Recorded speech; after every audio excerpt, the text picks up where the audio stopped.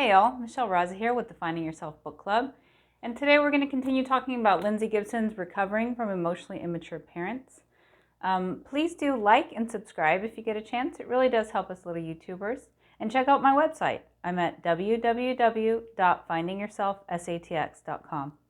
There you can take my free life balance questionnaire and submit it to me. You can also just fill out a contact form and I'll be in touch. The first consult is always free and there's no obligation thereafter. Thank you. Okay, so we've been talking about nurturing our relationship with ourselves. Sorry, let me just go to the beginning of this chapter. Yeah, that's the title of the chapter. This is chapter 7 in Dr. Gibson's book. And it's how to trust your inner world. So last time we talked about how you benefit from inner self-guidance. We also talked about what exactly your inner self is. Is this a real thing? Everyone kind of seems to know what it is, but trying to explain it is a little difficult. Dr. Gibson said, I've never had anyone look at me blankly when I mention it. And then she used other terms that other people have used. The core state, the true self, your soul, your spirit, your heart.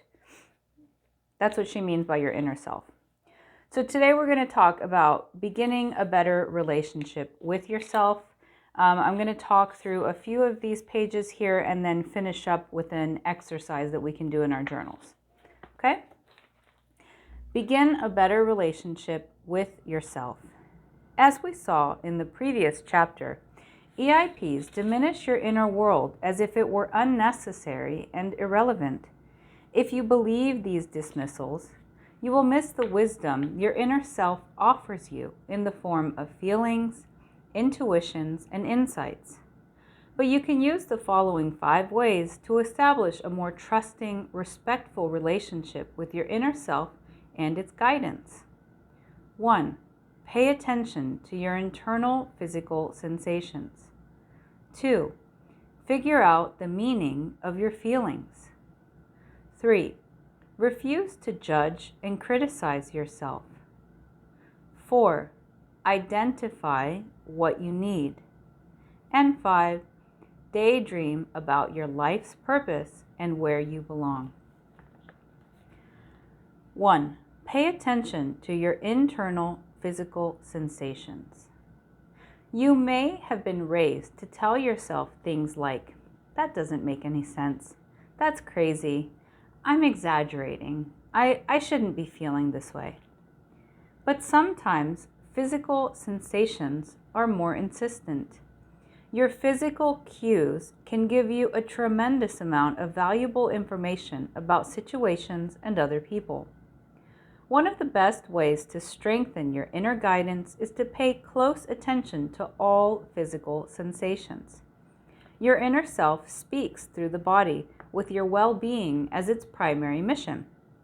Your body is constantly giving you a State of the Union update, letting you know how your psychological and physical needs are being met, neglected, or threatened. To build a better relationship with yourself, sometimes you have to relearn how to pay attention to your physical sensations. Many adult children of EI parents get so wrapped up in their thoughts that they can't feel their body's messages. They literally don't notice that they're tense, stressed, uncomfortable, or even afraid. Nor do they fully experience moments of joy because they have gotten out of touch with their feelings. With their hostility toward the inner world, EI parents tell you that paying attention to physical sensations is a waste of time. But they're wrong. Here are some physical cues that are excellent sources of guidance.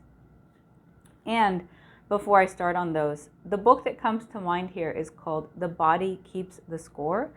If you look at the resources tab of my website, there is a link there that has the author. I think it's Vanderbilt. I don't want to get it wrong, but if you look at the resources tab of the website, I know that when Penny was working with me, she absolutely loved that book and talked about it day in, day out. I personally won't recommend a book I haven't read, but I do know that I've listened to lectures that reference that work, and it's very good, as well as her recommending it. So pick up a copy if you'd like. I do think that that's a good book to have in your library. And then once I fully read it, I can give y'all my opinion on it. I just don't like to comment if I don't really know. But from everything I heard, that's an excellent book to talk about trauma and how your body will remember trauma even if you block it. Okay, so physical sensations, pleasurable sensations. When you're going in a good direction, you may feel a fullness, warmth, or blooming in your chest, along with a weight being lifted from your neck and shoulders. Physical warnings. Your inner self also uses body sensations to warn you.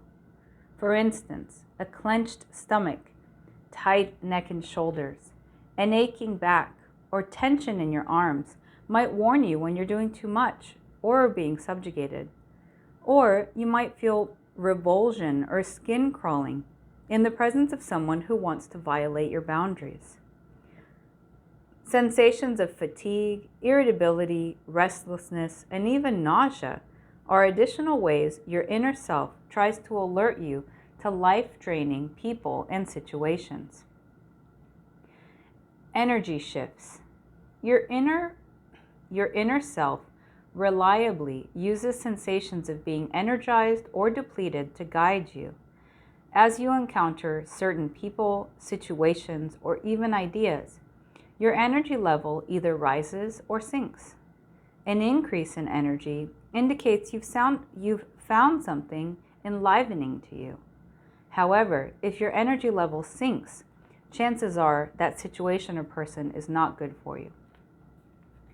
But she does talk here about a couple of exceptions to this, and I'll add a couple more. So first off, if you're introverted, so the definition of an introvert is not someone necessarily who is shy. If you're introverted, interacting in a social way drains you and depletes you. And if you're extroverted, interacting in a social way energizes you. And so it's important for you to know which of these two categories you are, or you could be a combination of the two called ambiverts. Ambiverts need some interaction, just not the same as an extrovert. They need quiet time. And then you can be an extrovert and use some quiet time, and you can be an introvert and be social too. So it's not like a black or a white, but that's the real definition of introverted versus extroverted. An introvert, social interaction drains them, whereas an extrovert, social interaction depletes them. So that's important to keep in mind too, because just because you're drained doesn't mean you're necessarily around bad people. You could just be an introvert and you're tired and you've had enough social interaction for the day. But two exceptions to the energy shift. So she talks about anxiety and depression. So anxiety is an exception to this rule. If you grew up with EI parents, you might have learned to feel anxiety toward things that are good for you. For instance, if you grew up feeling ignored or rejected, you may have generalized that anxiety to all social situations. Fortunately, you can desensitize yourself to interpersonal anxiety by practicing repeated exposures to safe and welcoming people and social situations. So this is where you weren't seen and heard, and so it feels very weird and awkward if anybody looks at you or pays attention to you, because typically that would have happened when you were doing something wrong. And so if anyone's looking at you, you immediately feel like you're doing something wrong. And so that's something where you want to work with a certified professional, such as a therapist, to talk through why you're having those feelings, and then practicing these repeated exposures is something that you could work with a therapist or a coach, because a coach would have you set goals and then hold you accountable to your goals. But it is important to make sure that you understand the whys of what you're feeling. And for that, if you can afford it and if you have health insurance, therapy is always a great option. Depressed feelings also use energy levels to tell you when there's nothing in your current situation that is feeding the real you. It would seem almost unnecessary to mention this, but it's astounding how often we feel our energy level drop and yet proceed anyway because we tell ourselves it's the right thing to do. This usually turns out badly in the long run. I think she's right for like a short-term depression where there's a cause that you can point to and fix. But if you're depressed and you've been depressed for a long period of time, and there's not a specific thing, like you feel depressed and so your body tells you to rest and recover, and so you don't have energy, because if you were physically wounded, resting and recovering would be the speediest way to get healthy again. But when you get stuck in a depression where you just can't get out of bed, and there's no specific thing that you can work through emotionally to try and get out of it. It may be a clinical depression where you need a medicine to feel better, or it may be something that has traumatized you and has just, there's nothing that you can do about it this second. Sometimes forcing yourself out of your bedroom, forcing yourself out to do something, so long as it's dosed and measured and comfortable for you, is actually the best thing you can do. So take all of this advice with a grain of salt. Ultimately, only you know what's the best thing for you. But what she's telling us to do is to pay attention to our bodies, which I think is very important. Number 2, figure out the meaning of your feelings. An EI parent's idea of sympathy is to tell their child there's no reason to feel bad. So this would be a huge example of emotional immaturity and something that Dr. Gottman coaches us not to do. You can check out my playlist on Dr. Gottman's works, What Makes Love Last, and he talks about emotion coaching parents and emotion coaching each other. He also has another book on raising an emotionally intelligent child, which at some point I hope to cover. But basically everything Dr. Gottman teaches us is emotional intelligence, which is the opposite side of the coin from emotional immaturity. So if you have EIPs, you want to learn emotional intelligence, essentially.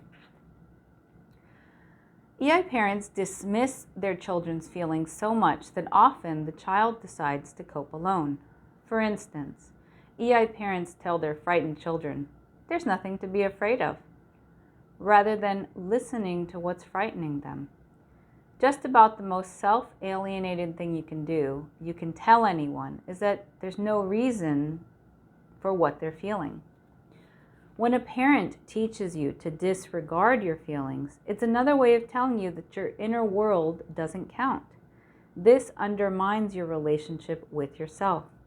But rejected feelings don't go away. They go underground instead. If enough feelings are suppressed, they will ultimately come out in classic symptoms of depression, anxiety, or acting out. Therefore, it always pays to look for the cause of your feelings. Trust that there's a reason and think about what happened just before you started feeling that way. When you treat your feelings like they will make sense, you show your inner self that it can talk to you and you will listen. Number 3, refuse to criticize and judge yourself. Growing up with EI parents can make you very self-critical because they think that criticism is the only way to turn you into a responsible person. You end up feeling like you never measure up and constantly need to improve yourself. You evaluate yourself to the point that's destructive, not constructive. And I think this is worth repeating because it happens to a lot of us.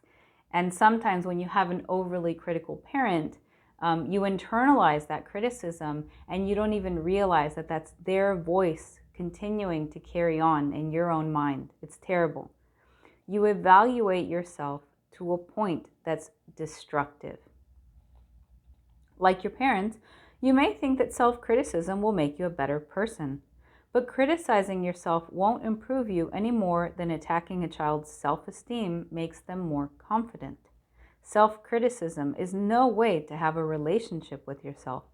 It sentences you to a life of anxious dependency in which no power is greater than someone else's opinion of you.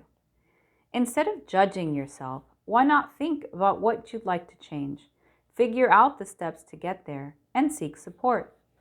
Even regrets about your past behavior don't have to turn into judgments. If you know what you wish you'd done differently, you've already learned your lesson. You can forgive yourself in light of your new understanding. Number 4, identify what you need. When you were raised to put others first, you may lose touch with even your most basic physical needs, such as rest, sleep, or recreation. Early training in self-neglect means that it may now take a conscious, deliberate effort to take care of yourself. That's what we call that buzzword of self-care, but it really is important, and nobody is going to force you to take care of yourself. And lots of us have a healing fantasy that we will find just the right person that will force us to do just that. But just go look in the mirror, because that's the person that needs to help you take care of yourself. EI parents can disrupt your awareness of healthy social needs as well, because they often emotionally isolate their children for their own purposes. When you pay attention to your inner self's promptings, you might discover that you need more social contact, group activities, or community involvement than you thought. Fortunately, as you build a better relationship with yourself, you will feel increasingly confident and comfortable about seeking social situations you enjoy. Number 5, daydream about your life purpose and where you belong. EIPs are often skeptical and cynical about anyone's search for a more meaningful and rewarding life. Being so alienated from their own inner worlds, they don't see how daydreaming could ever be productive. But of course, daydreaming is essential to generating ideas for a more fulfilling life. Your inner self urges you to daydream and imagine yourself in new circumstances that fit you better. You may not yet know your life's purpose or the kind of community you need, but once you start looking within, you'll feel more energized and hopeful. Daydreams are everybody's first step toward finding a more meaningful and rewarding life. So I know that the technology conversation and these conversations are somewhat different, but I think it's valid to talk about it here. One of the things that I've heard about is that we're so addicted to our phones and we never have actual downtime anymore. If you have a minute to spare, you're going to be browsing through social media, chatting with somebody on your phone. There actually is no idle time where you have boredom and where you can actually use that time to daydream and to think and to plan. And so it is important nowadays, especially with that technology always at our sides, to kind of force some quiet time, to say, okay, this is the time that I'm just going to take a notepad and write or sketch or color on the coloring books. I know that's a fad nowadays. You can go to the store, to Walmart or to Target and buy yourself an adult coloring book. But that kind of downtime where you're not staring at a screen is so important and can really help you develop some great ideas that would have never happened otherwise. I hope the exception is the shower, but I've actually talked to people who take their phones into the shower too. So just finding some quiet time, whether it's 10 minutes before going to bed, putting your phone to the side and actually taking some time to meditate or journal, but forcing that quiet time will really help you. Okay, so we're going to close out today with an exercise. Please pause the video and go grab your journal so that you can follow along here. Okay, exercise. Expose self-criticism. Notice every time you think something derogatory or harsh toward yourself. How would it feel to hear that from another person? Pause to emotionally experience that self-criticism and then write down how it feels. The other thing you could do here is flip it. And so instead of pretending that somebody else is telling you these things, pretend that instead of telling yourself, think, would I say that to my best friend? And if you wouldn't say that to your best friend, why are you saying it to you? By catching yourself in mid-attack, you can immediately change it. For instance, what a stupid thing to do could become, I'll try not to do that again. Take pleasure in seeing how many of these old habits you can translate more positively.